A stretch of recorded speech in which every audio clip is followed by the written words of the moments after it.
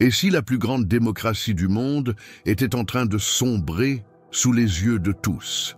Ce n'est plus une hypothèse tirée d'un roman dystopique. Ce que nous voyons aujourd'hui aux États-Unis dépasse l'entendement et les répercussions pourraient bien traverser l'Atlantique, jusque dans nos rues, nos débats, nos urnes.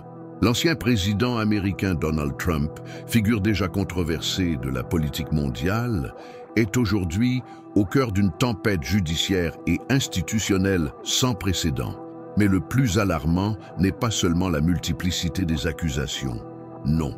Ce qui soulève une onde de choc international, c'est l'attitude délibérément hostile de Trump envers le système judiciaire américain lui-même. Des attaques frontales contre des juges fédéraux. Des discours publics remettant en cause l'impartialité de la justice. Des appels à mobiliser ses partisans face à ce qu'il appelle une persécution politique. Et surtout, des tentatives répétées de discréditer l'appareil judiciaire, pilier fondamental de toute démocratie. Une question s'impose alors avec urgence. Que se passe-t-il quand un ancien président refuse les règles du jeu démocratique et utilise sa popularité pour ébranler l'un des derniers remparts contre l'autoritarisme? Ce que beaucoup considéraient autrefois comme un simple show politique s'est métamorphosé en stratégie systématique de délégitimation des institutions. Et cette stratégie, bien que née sur le sol américain, commence à inspirer des figures populistes dans d'autres pays. La France est-elle à l'abri? Rien n'est moins sûr. Dans un monde interconnecté où les récits politiques se propagent plus vite que jamais via les réseaux sociaux et les médias internationaux, le moindre frisson de la démocratie américaine peut provoquer une onde de choc global. Et ce frisson, il est là, bien réel. En menaçant la justice, en insultant les magistrats, en appelant presque ouvertement à des jugements partiaux, Trump ouvre une brèche que d'autres leaders pourraient bien être tentés d'exploiter. Le danger n'est pas simplement américain, il est culturel, politique, institutionnel. Il remet en cause l'idée même d'un État de droit indépendant. Il pose les bases d'un nouveau modèle, celui d'un pouvoir fort, prêt à balayer les contre-pouvoirs pour atteindre ses objectifs. Et ce modèle, certains le regardent déjà avec envie. Ce n'est pas la première fois dans l'histoire que les États-Unis se trouvent face à une crise institutionnelle. Mais rarement cette crise a été incarnée de manière aussi brutale, aussi directe, aussi personnelle. Car Donald Trump ne se contente pas d'être un accusé parmi d'autres. Il s'érige en victime, en héros, en prophète politique d'un ordre qu'il cherche à reconstruire selon ses propres règles. Et cette reconstruction passe d'abord par la destruction des règles établies. Pendant ce temps, en France, le débat politique se polarise. Les discours populistes gagnent du terrain. La confiance dans les institutions recule. Et certains observateurs s'interrogent déjà. Serons-nous les prochains à vivre ce glissement vers une démocratie sur mesure, où le chef remet en cause les décisions des juges, où la séparation des pouvoirs devient une simple formalité, où la justice n'est plus qu'un outil au service du plus fort? Si l'Amérique éternue, l'Europe peut prendre froid. Et c'est bien ce que redoutent de plus en plus d'analystes. Car ce qui se joue aujourd'hui à Washington ne concerne pas uniquement les États-Unis. C'est un test de résistance pour l'ensemble des démocraties modernes. Un signal d'alarme pour celles et ceux qui croient encore à l'équilibre des pouvoirs, à la force des institutions, à la justice libre et indépendante. Et pendant que les projecteurs restent braqués sur les déclarations tapageuses de Trump, une question silencieuse mais fondamentale s'insinue peu à peu dans l'opinion publique. Et cette question, c'est à vous d'y répondre. Car ce débat ne peut pas rester confiné aux experts, aux journalistes ou aux institutions. Il nous concerne tous. Que vous soyez citoyen engagé, observateur inquiet ou simplement curieux, votre opinion compte. C'est pourquoi, avant d'aller plus loin dans cette analyse, je vous invite à partager votre point de vue dans les commentaires. Pensez-vous que ce qui se passe aux États-Unis peut vraiment influencer la France? Voyez-vous des signes similaires dans notre propre paysage politique? Votre réflexion nourrit ce débat. Et si ce sujet vous interpelle, si vous ressentez comme moi l'urgence d'en parler, alors je vous invite à cliquer sur « J'aime » à vous abonner à cette chaîne et à activer la cloche pour ne rien manquer. C'est grâce à vous que ces sujets trouvent un écho plus large, que ces questions essentielles circulent, se discutent, se confrontent. Alors, continuons, car ce qui vient maintenant pourrait bien changer votre façon de voir l'actualité, et peut-être même l'avenir de nos démocraties. Lorsque les fondations d'une démocratie commencent à trembler, ce n'est pas toujours sous le choc d'un coup d'État militaire ou d'une révolution sanglante. Parfois, c'est bien plus subtil.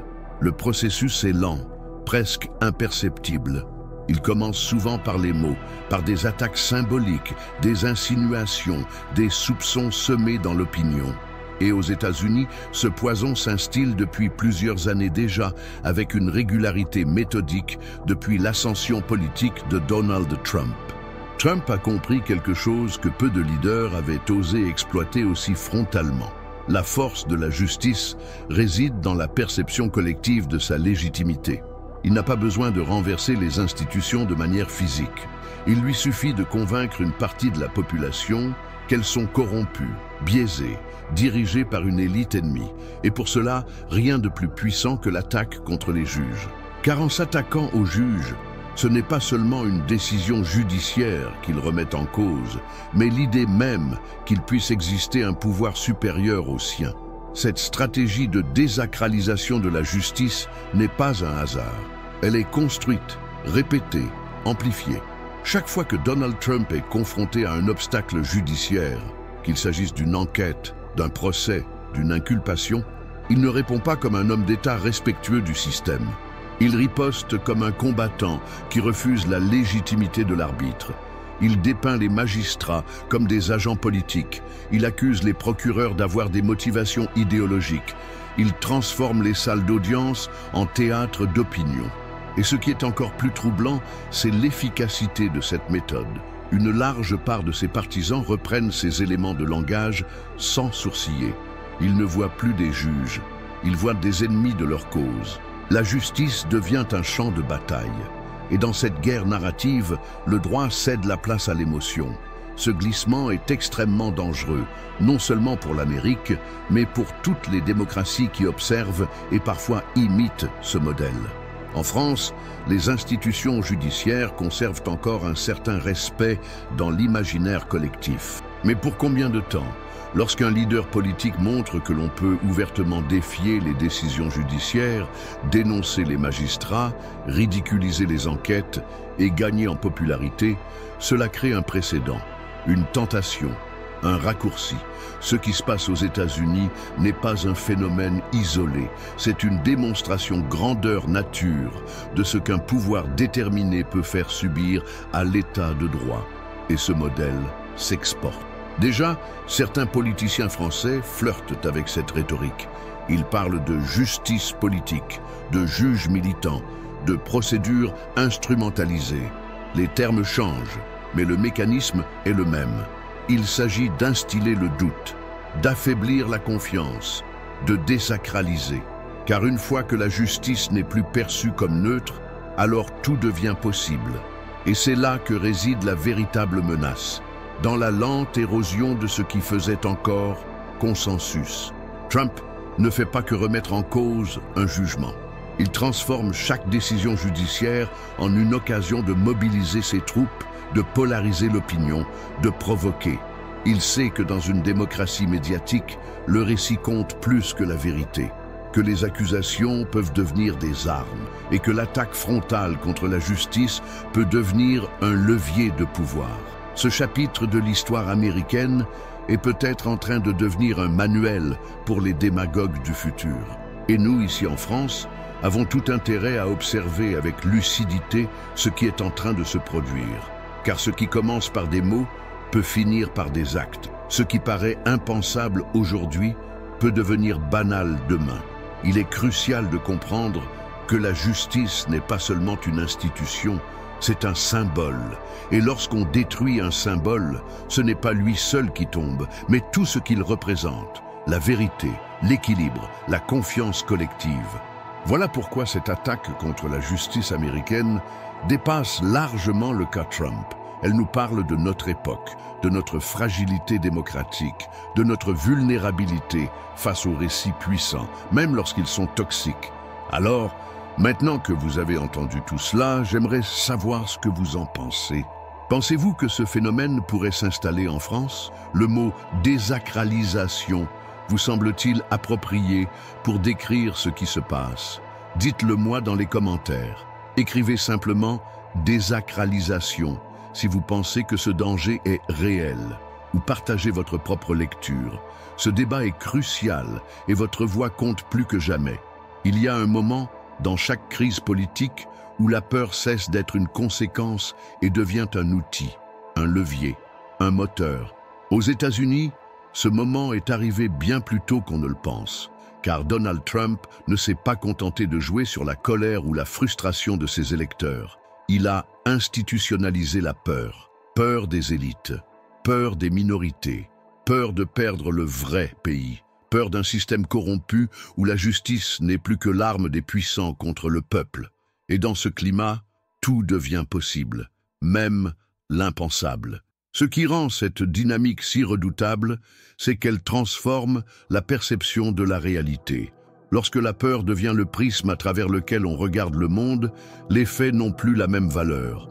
Une enquête judiciaire devient une attaque politique. Une décision de justice devient une trahison. Un juge devient un ennemi. Et dans ce brouillard émotionnel, les repères s'effondrent.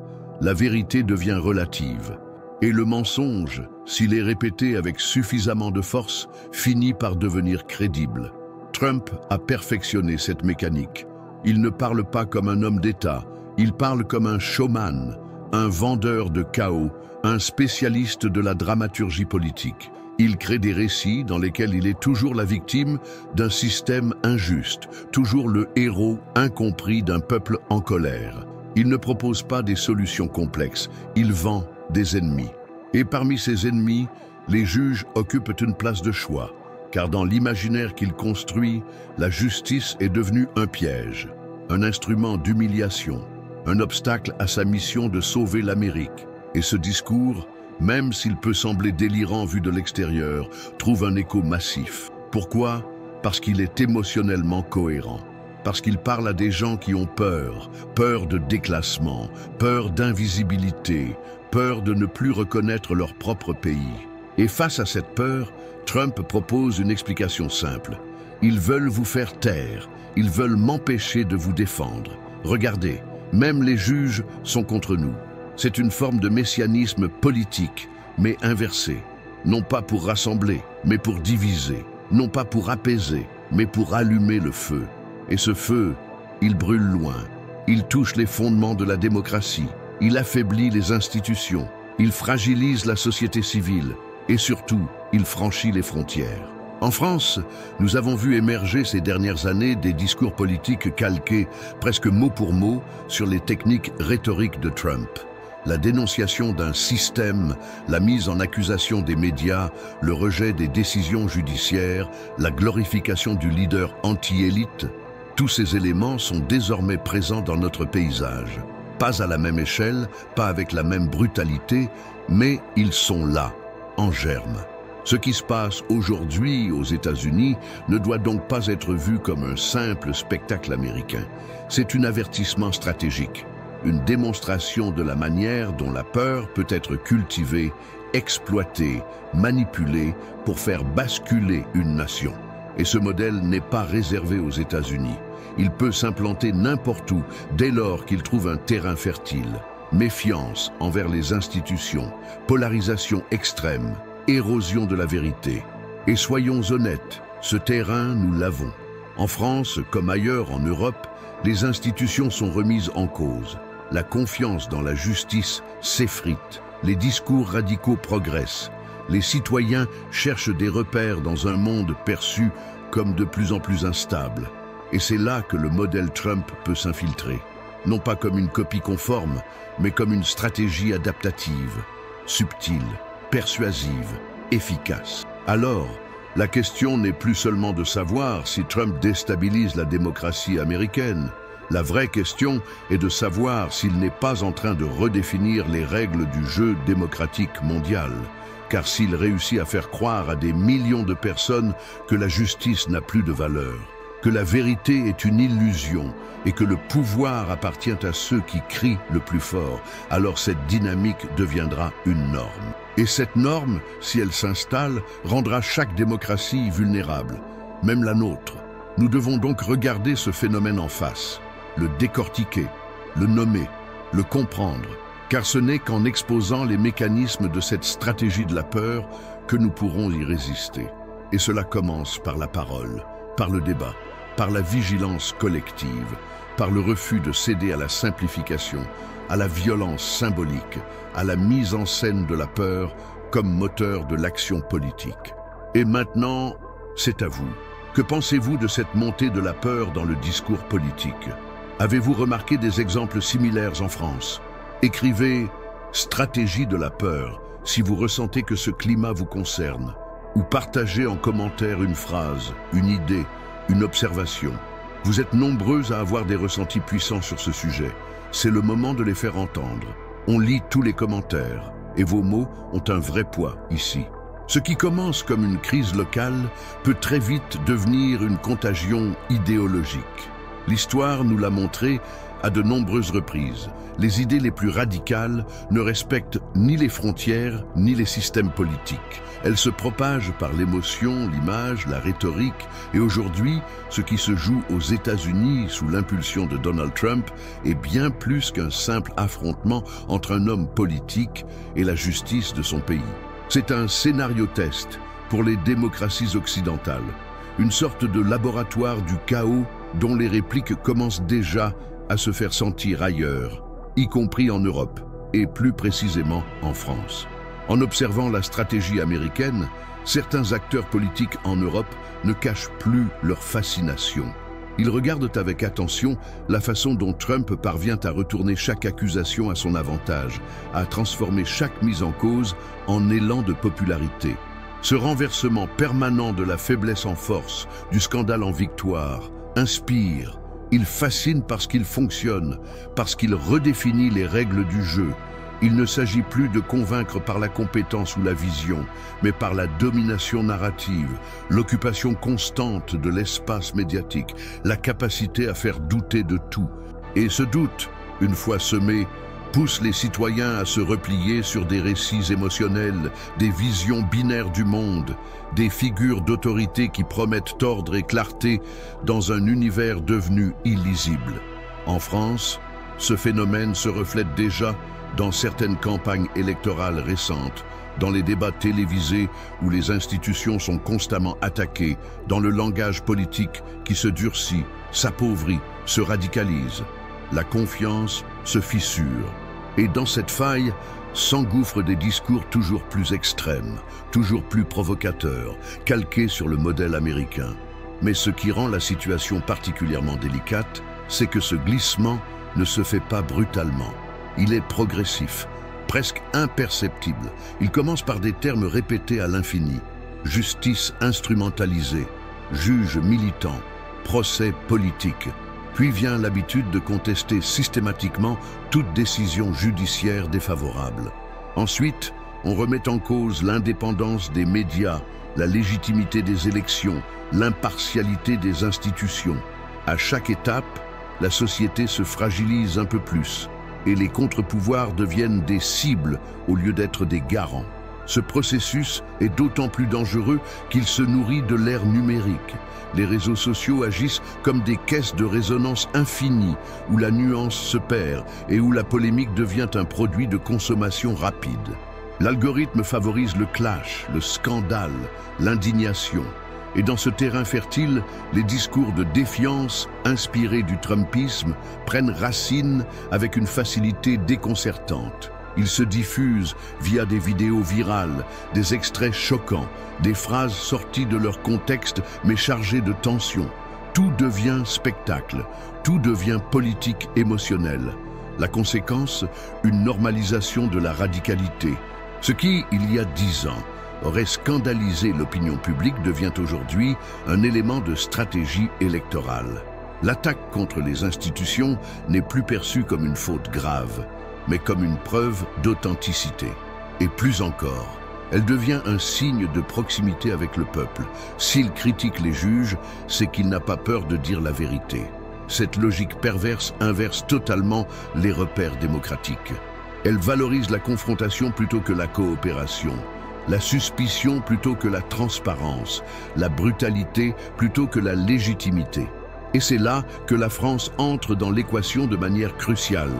Notre histoire politique est jalonnée de tensions avec les institutions, mais jamais, ou presque jamais, cette méfiance n'a été instrumentalisée de manière aussi stratégique. Aujourd'hui, certains leaders politiques n'hésitent plus à appeler les citoyens à reprendre le contrôle, à libérer la parole face à un État qu'ils jugent oppressant ou complice d'un système verrouillé. Ce vocabulaire, cette sémantique, ces postures, tout cela vient d'ailleurs. Et ce ailleurs a un nom, l'Amérique de Trump. Le plus troublant, c'est que ce processus est loin d'être terminé. Nous ne sommes pas au sommet de la vague, mais dans sa montée. Et si nous ne prenons pas le temps de décrypter ce qui se passe là-bas, alors nous risquons de devenir les prochains à vivre une crise de légitimité institutionnelle profonde. Ce qui semble aujourd'hui exagéré, improbable, marginal, pourrait demain s'imposer comme une réalité politique en France, car l'effet domino n'a besoin que d'une étincelle, que d'un contexte favorable, que d'un silence complice. Et ces conditions, malheureusement, sont en train de s'aligner lentement mais sûrement. Alors, vous qui écoutez ce récit, qui ressentez peut-être un malaise diffus ou une inquiétude grandissante face à cette nouvelle manière de faire de la politique, dites-le, partagez vos impressions. Pensez-vous que l'effet domino est déjà en cours, que le langage de la radicalité est devenu banal? Écrivez dans les commentaires « domino démocratique » si vous avez senti ces signes dans votre entourage, dans les médias, dans la rue. Ou laissez simplement un mot, une phrase, une pensée. Parce que oui, ce que vous ressentez, ce que vous voyez compte plus que vous ne le croyez. Pendant que les institutions tentent de résister, pendant que les magistrats font leur travail sous pression, pendant que les élites politiques débattent dans les hémicycles, une autre bataille, bien plus discrète mais tout aussi décisive, est en train de se jouer dans l'opinion publique. C'est une bataille invisible, souterraine, mais qui redessine lentement les contours de ce que nous considérons comme normal, acceptable, vrai. Et cette transformation passe presque toujours par les médias, qu'ils soient traditionnels ou numériques. Ce qui est frappant, c'est à quel point les codes du discours trumpien ont pénétré des sphères médiatiques qui, jusqu'alors, s'efforçaient de maintenir une certaine neutralité. Le rythme effréné de l'actualité, la logique du buzz, la nécessité de capter l'attention à tout prix ont peu à peu affaibli les mécanismes de vérification, de hiérarchisation de l'information. On assiste à une montée en puissance des formats courts, des extraits sortis de leur contexte, des formules choc. Dans ce contexte, le discours de Trump trouve un terrain idéal. Il est taillé pour le spectacle, pour la viralité, pour l'émotion instantanée. Il fonctionne comme un slogan politique, mais aussi comme un produit médiatique. Et le plus inquiétant, c'est que cette logique s'exporte. En France, de plus en plus de débats télévisés se construisent sur ce modèle. Opposition frontale, absence de nuances, raccourcis idéologiques, conflits mis en scène comme dans une télé-réalité. L'audience devient l'indicateur central de légitimité, reléguant la profondeur d'analyse au second plan. Et dans cette configuration, les personnalités les plus provocantes, les plus clivantes, sont naturellement mises en avant. Le modèle américain du clash permanent infiltre progressivement notre propre manière de penser l'espace public. Mais ce phénomène ne se limite pas au plateau télé. Il se joue aussi, et peut-être surtout, sur les réseaux sociaux. C'est là que l'effet domino prend une toute autre dimension. Une vidéo de Trump ridiculisant un juge, une citation virale sortie d'un procès, un extrait de discours incendiaire. Ces contenus, une fois publiés, traversent les frontières numériques en quelques heures. Ils sont traduits, détournés, remixés. Et à force de répétition, ils changent notre perception des choses.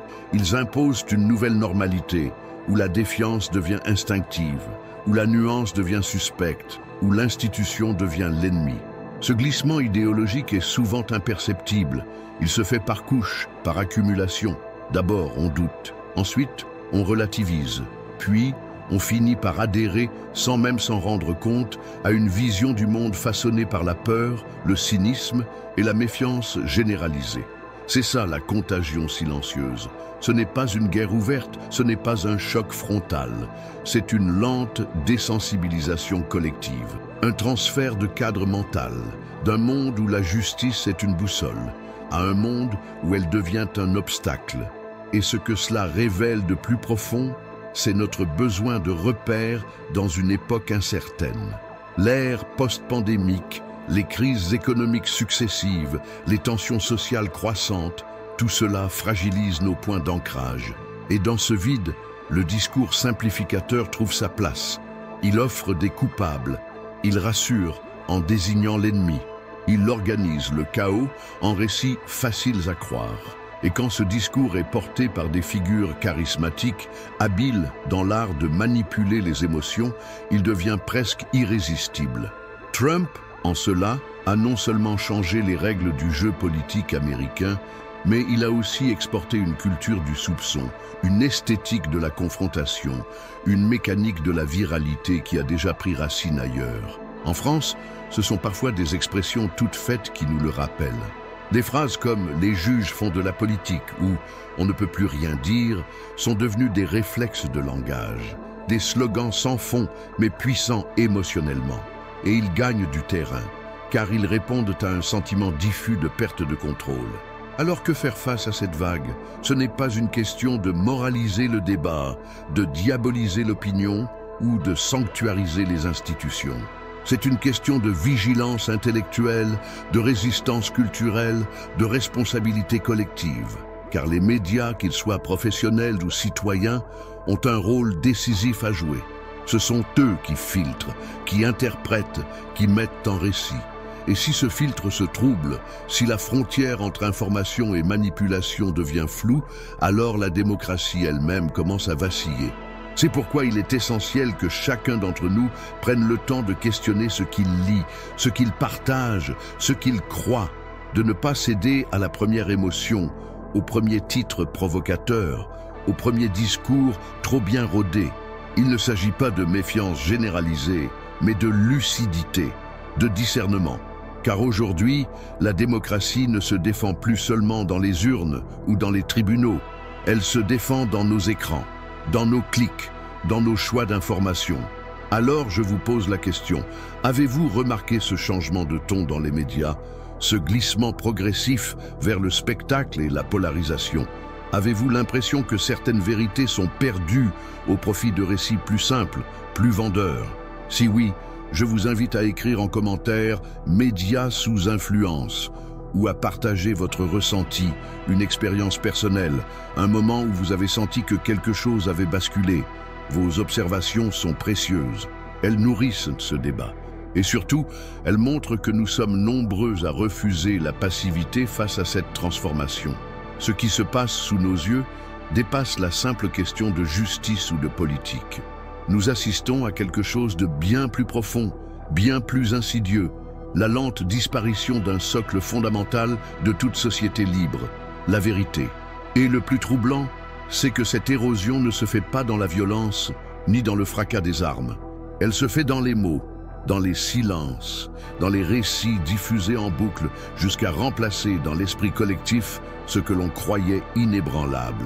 Depuis que Donald Trump a introduit le concept de fake news dans le débat public mondial, quelque chose s'est cassé. À l'origine utilisé pour désigner la désinformation, le terme s'est rapidement retourné contre les médias eux-mêmes. Il est devenu une arme rhétorique, une protection magique contre toute accusation, tout fait gênant, toute vérité dérangeante. Et ce glissement a ouvert la porte à une nouvelle forme de pouvoir. Le pouvoir de dire que rien n'est sûr, que tout est manipulé, que toute parole officielle est suspecte. Ce n'est pas une simple crise de confiance, c'est un basculement de paradigme.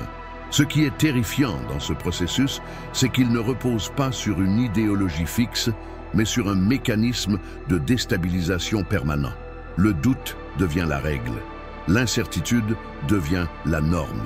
Et dans ce flou volontairement entretenu, chacun est libre de croire ce qu'il veut.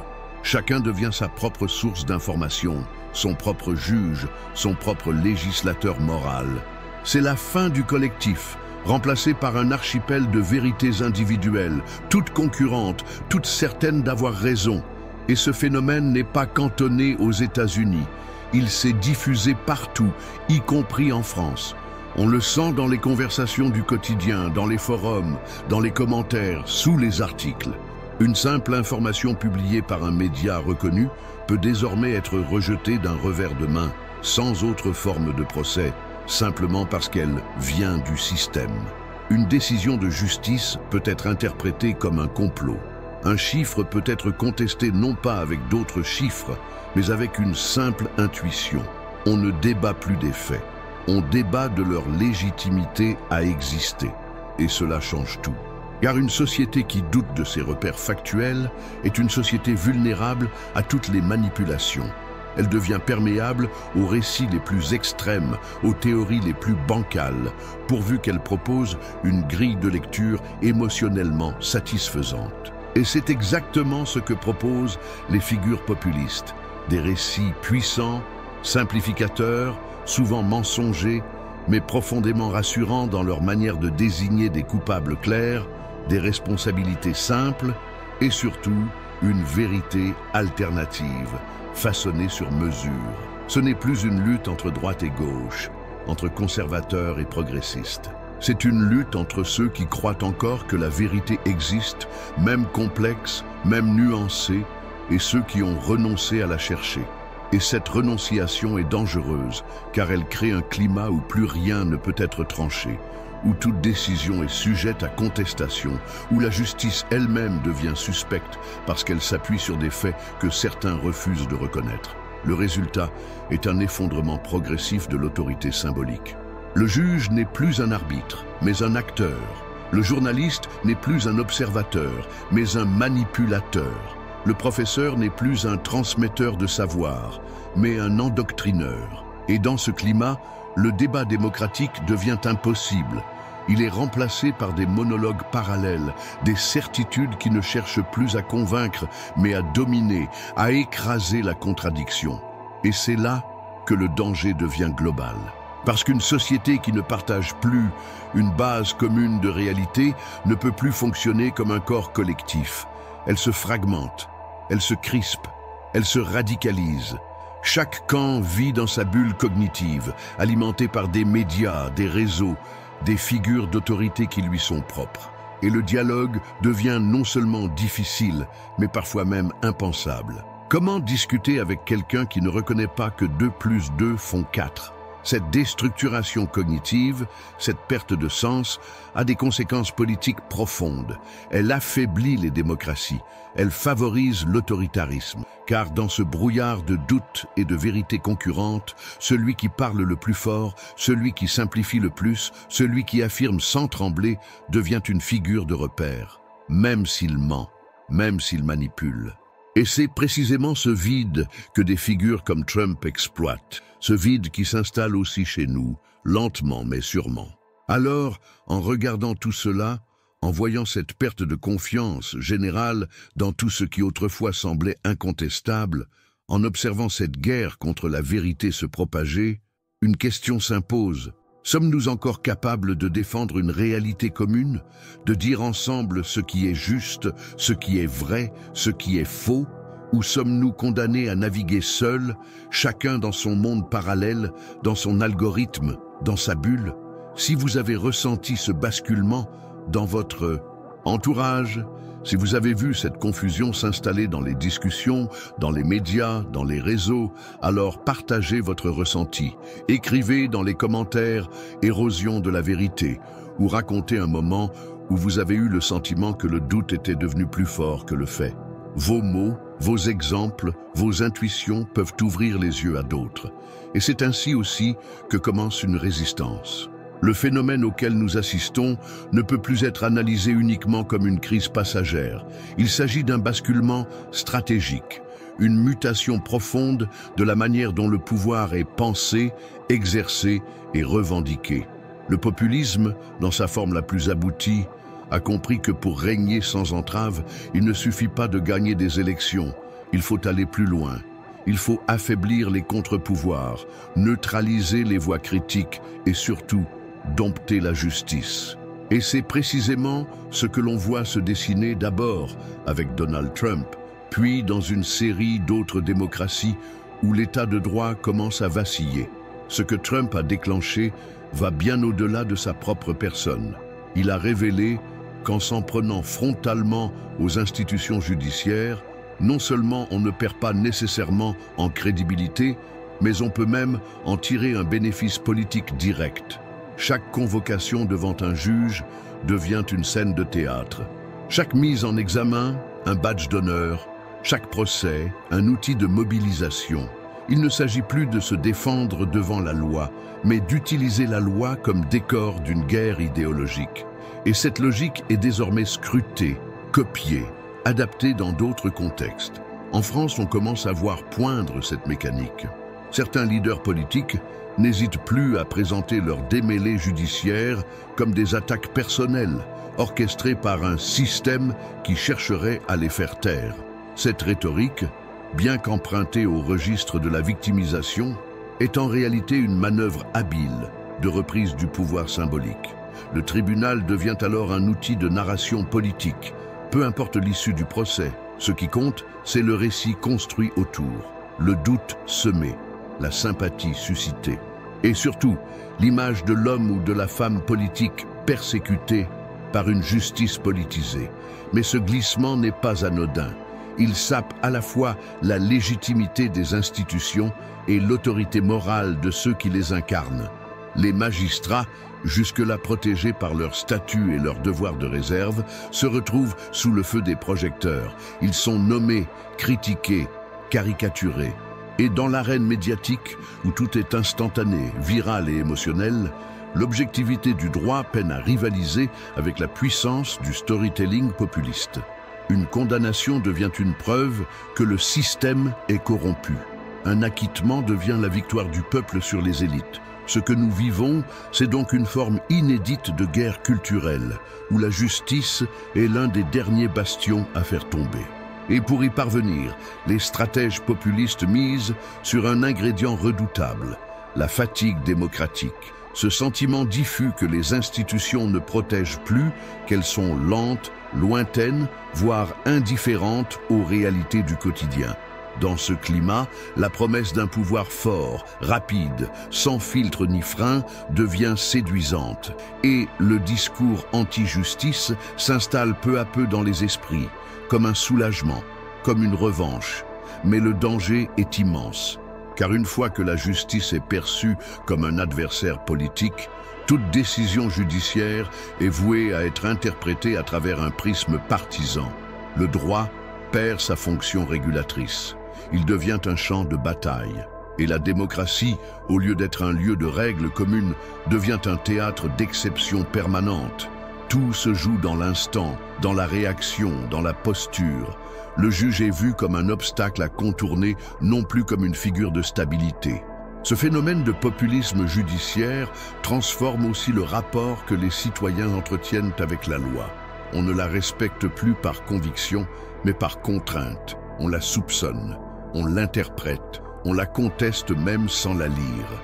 Et cette désaffection ouvre la porte à toutes les dérives.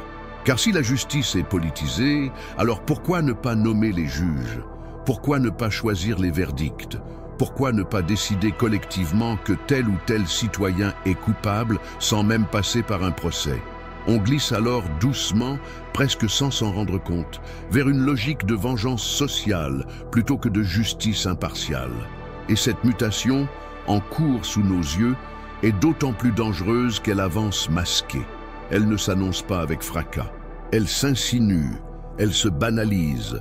Un jour, un leader politique refuse une décision de justice. Le lendemain, il parle de juge militant. Puis vient le tour des soutiens qui accusent la magistrature d'être infiltrée. Et bientôt, ce discours devient un bruit de fond. Il ne choque plus, il amuse, il divise, mais il progresse, lentement, sûrement. Dans cette nouvelle ère, la figure du juge indépendant n'est plus un pilier de l'état de droit. Elle devient un symbole à abattre. Et plus le juge incarne la loi, plus il devient la cible. Ce renversement est lourd de conséquences, car si les citoyens ne croient plus dans la justice, s'ils la perçoivent comme un outil d'oppression ou de manipulation, alors le contrat social lui-même est en danger. Ce n'est pas seulement une crise institutionnelle, c'est une refonte profonde de nos repères démocratiques. Alors, si ce que vous venez d'entendre résonne en vous, si vous sentez que cette dérive judiciaire s'installe aussi dans notre pays, dans nos discours, dans notre inconscient collectif, je vous invite à partager votre perception. Écrivez dans les commentaires « populisme judiciaire » ou racontez un moment où vous avez senti que la justice était utilisée non pas pour protéger, mais pour diviser. Vos expériences, vos réflexions, vos exemples concrets peuvent éclairer ce débat. Et c'est par cette mise en commun que l'on peut encore, peut-être, freiner ce glissement. Dans toute stratégie populiste efficace, il y a un mécanisme fondamental, presque mécanique. Celui de désigner un ennemi clair, facilement identifiable, capable de cristalliser les frustrations, les peurs, les colères d'un peuple en quête de réponses simples à des problèmes complexes. Et dans cette dynamique, la figure de l'ennemi n'est pas choisie au hasard. Elle est construite, sculptée, mise en scène. Le juge, dans cette narration contemporaine, est devenu bien plus qu'un arbitre neutre. Il est devenu l'incarnation du pouvoir qui résiste, de l'élite qui bloque, du système qui punit. Cette mutation du regard porté sur la justice ne vient pas uniquement de la base. Elle est alimentée par des discours politiques puissants, des relais médiatiques bien organisés et surtout une stratégie de communication pensée pour diviser. À chaque fois qu'un leader populiste est mis en cause par la justice, il ne se contente pas de se défendre. Il attaque. Il transforme son procès en procès de l'institution elle-même. Il accuse le juge d'être partial, les journalistes de mensonges, les procureurs de manipulation. Il fait du doute une arme et de l'attaque une méthode. Et à force de répéter que tout est politique, il finit par convaincre une partie de l'opinion que la vérité elle-même est un piège. Ce phénomène n'est pas une exception américaine. Il se reproduit pays après pays, avec des nuances culturelles, bien sûr, mais avec un noyau commun, celui de saper la confiance dans les piliers mêmes de la démocratie libérale. Les juges, en tant que garants du droit, deviennent les cibles prioritaires. Mais rapidement, d'autres figures sont englouties dans cette spirale de suspicion.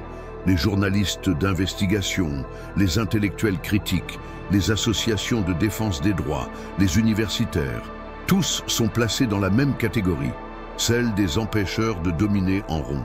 Cette fabrication de l'ennemi s'appuie sur des émotions fortes, ressentiment, humiliation, rage.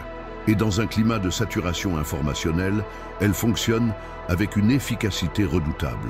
Il ne s'agit plus de démontrer la culpabilité ou l'innocence, mais de produire une image mentale, un raccourci émotionnel. Le juge devient celui qui bloque le changement. Le journaliste, celui qui ment pour protéger l'élite. L'universitaire, celui qui parle un langage incompréhensible pour mieux mépriser le peuple. Ces caricatures ne sont pas seulement des attaques personnelles. Elles servent à restructurer le champ du débat, à redéfinir qui a le droit de parler, qui peut encore être cru. Et ce renversement du sens agit comme un virus dans l'opinion. Il transforme chaque mise en accusation en confirmation du complot. Chaque enquête devient une preuve de persécution. Chaque décision judiciaire, une injustice maquillée. Le monde est vu à travers le prisme du conflit permanent. Le peuple contre les élites, la vérité contre la propagande, la justice du cœur contre celle des institutions.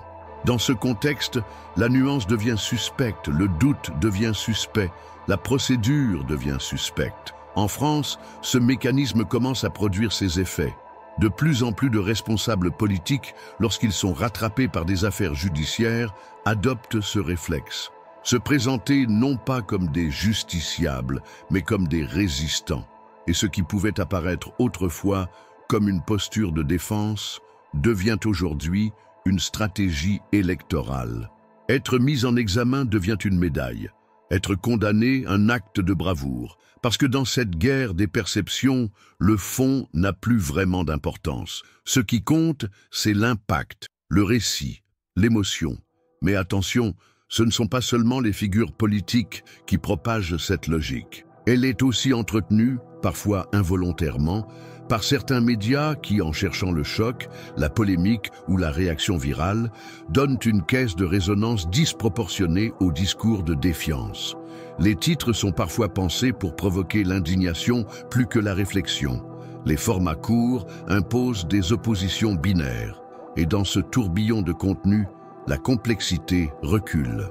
Le public, déjà épuisé par l'avalanche de crises, de scandales et d'injustices, se raccroche à ce qui le touche, ce qui confirme ce qu'il pense, ce qui donne une cible. C'est dans ce climat que se développe la tentation de la justice parallèle. Une justice d'opinion immédiate, émotionnelle, populaire. Celle qui ne passe plus par les tribunaux mais par les hashtags, les vidéos virales, les commentaires en ligne. Une justice sans appel, sans procédure, sans règles. Et quand cette logique prend racine, il devient presque impossible pour une institution de restaurer la confiance. Le mal est fait, le soupçon est installé. Et chaque nouveau dossier judiciaire, au lieu d'éclairer, creuse encore plus le fossé. Alors posons-nous cette question. Comment réagit-on en tant que société quand ceux qui garantissent l'équilibre sont systématiquement réduits au silence ou à la caricature? Peut-on vraiment fonctionner, débattre, construire ensemble quand tout ce qui ne conforte pas nos croyances est immédiatement disqualifié comme suspect? Sommes-nous conscients du prix que nous payons à chaque fois que nous laissons une vérité complexe être remplacée par un slogan? Et toi qui m'écoutes jusqu'ici, je veux vraiment connaître ton avis. As-tu déjà ressenti que certaines figures publiques étaient volontairement diabolisées pour détourner l'attention? Que certains discours ne cherchaient plus à convaincre, mais juste à éliminer l'adversaire symbolique? Si tu t'es déjà posé ces questions, écris dans les commentaires « Fabrication de l'ennemi » ou partage un moment où tu as ressenti cette mise en scène du conflit. Tes mots peuvent apporter un éclairage différent et peut-être éveiller d'autres consciences qui, jusqu'ici, regardaient sans vraiment voir. Si vous êtes arrivé jusqu'ici, c'est que ce sujet vous a touché. Peut-être qu'il a éveillé en vous des réflexions, des souvenirs ou même des inquiétudes. Alors dites-le nous, dites-nous comment ce contenu a résonné avec ce que vous vivez, avec ce que vous ressentez. Votre voix est précieuse, votre expérience compte. L'espace des commentaires est là pour ça, pour créer du lien, pour faire circuler la parole, pour qu'ensemble, on puisse ouvrir des yeux, provoquer des prises de conscience et surtout, ne plus rester seul face à ces grands bouleversements. Et si vous croyez, comme nous, que ce genre de contenu peut transformer la manière dont on regarde le monde, alors soutenez cette mission. Abonnez-vous à la chaîne pour ne rien manquer des prochaines vidéos. Laissez un j'aime si vous voulez que ce message aille plus loin. Et surtout, ne partez pas tout de suite. Une autre vidéo vous attend à l'écran. Elle prolonge cette réflexion, elle complète ce voyage, et peut-être qu'elle vous bouleversera encore davantage. Merci d'avoir été là, merci d'avoir écouté avec attention, et surtout merci de faire partie de cette communauté qui ose penser autrement.